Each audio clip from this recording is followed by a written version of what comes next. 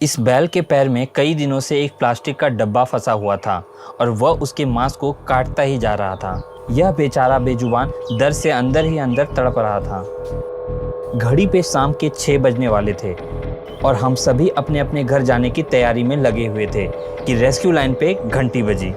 Collar ने बताया एक बैल के पैर में डब्बा फंसा हुआ है जिससे पैर में जख्म बन गया है और वह गहरा ही होता जा रहा है और अगर हम अभी के अभी उसके पास नहीं आए तो बैल दोबारा ढूंढ पाना मुश्किल हो जाएगा। हम फौरन ही रेस्क्यू पर निकल गए। जब हम वहां पहुंचे तब वो बैल वहां से गायब हो गया था। साहिल भाई कहाँ है? अभी ढूंढ रहे हैं, मिल नहीं रहा ना, तो भी आगे जा रहे हैं। थोड़ी देर ढूंढने के बाद वो हमें एक ग्राउंड में मिला।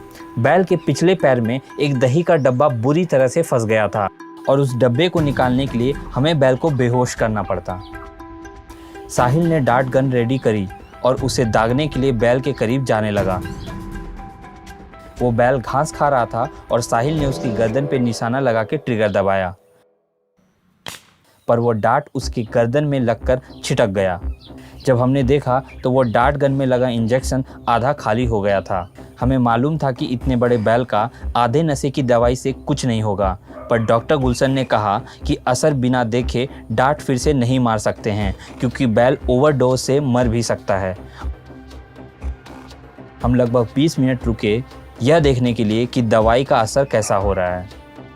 20 मिनट के बाद वो थोड़ा सुस्त हो गया था तो हमने बिना समय गवाए रस्सी से उसे पकड़ने की कोशिश की, पर वह भागने लगा। अंधेरा बढ़ता जा रहा था और बैल को पकड़ना और भी मुश्किल हो रहा था, पर हमने अपनी कोशिश नहीं छोड़ी।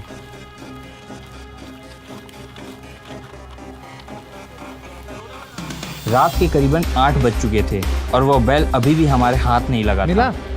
मिल तो रहा है पर अंधेरे में रस्सी जो है वो प्रॉपर डाल नहीं रही है, अंधेरे में दिख ही नहीं रहा। भागते भागते वह एक स्कूल के ग्राउंड में घुस गया। उस स्कूल की 3 तरफ से दीवारें थी और एक तरफ से खुला था। हमने अपनी गाड़ी को स्कूल के मेन गेट से अंदर करके मेन गेट को बंद कर लिया, जिससे बैल के पास सिर्फ एक ही रास्ता हो भागने का, जहाँ पे हमारे लोग उसको रोकने के लिए खड़े रहेंगे। साहिल ने डार्ट गन फिर से रेडी कर ली। यह हमारा आखिरी मौका था, अगर हम चूके तो मिशन फेल। बैल हमें दूर से देखकर ही भाग जा रहा था, इसलिए इस बार हमने डार्ट गन गाड़ी पर चढ़कर चलाने का फैसला लिया,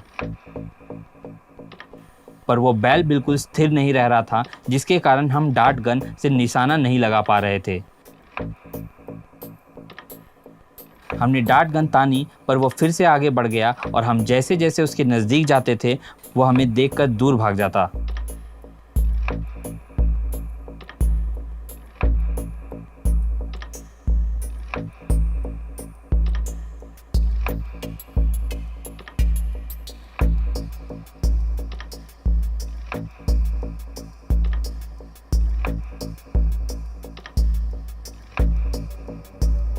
उसने हमारी ओर मुड़कर देखा, लेकिन उसका गर्दन अभी भी सामने नहीं था। जैसे ही उसने अपनी गर्दन मोड़ी वैसे साहिल ने डार्ट गन दाग दी और वह ठीक जाके उसकी गर्दन पर लगा। पर जैसा कि हमारा डर था, डार्ट गन लगते ही बैल उसी ओर भागा जिस तरफ दीवार नहीं थी। यह देखते ही साहिल तुरंत बैल के पीछे भागा ताकि बैल अंधेरे में खो ना जाए। उस बैल को हमने एक घर के करीब घेर लिया, जहां से उसके पास भागने का कोई रास्ता नहीं था। हम लगभग 15-20 मिनट रुके और अपनी रस्सियां तैयार रखी कि जैसे ही वो बेहोशी की अवस्था में आए हम उसे पकड़ लें। इस बार रस्सी डालने में थोड़ी दिक्कत हुई, पर हम कामयाब रहे। हम जब उस डब्बे को निकालने लगे तो वह इतना ज़्यादा जोर से मांस में घुसा था कि वो बाहर आने का नाम ही नहीं ले रहा था।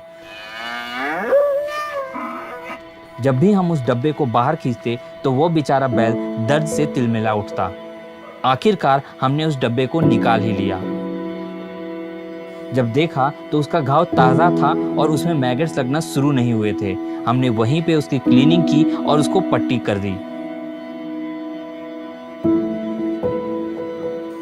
भले ही हम अपनी दूध की आदत को नहीं छोड़ पा रहे हैं, पर इतना तो कर ही सकते हैं कि कूड़े को इधर उधर ना फेंकें, जिससे कि इन भूखे बेजुबानों का कम से कम थोड़ा कष्ट तो दूर हो सके। हम बहुत शुक्रगुजार हैं नानक जी का, जो हमें समय समय पे ऐसे ज़रूरतमंद जानवरों के रेस्क्यू के लिए बताते हैं और जब तक वो बेसहारों की मदद नहीं हो जाती हमारे साथ रेस्क्यू करने में अंत तक डटे रहते हैं।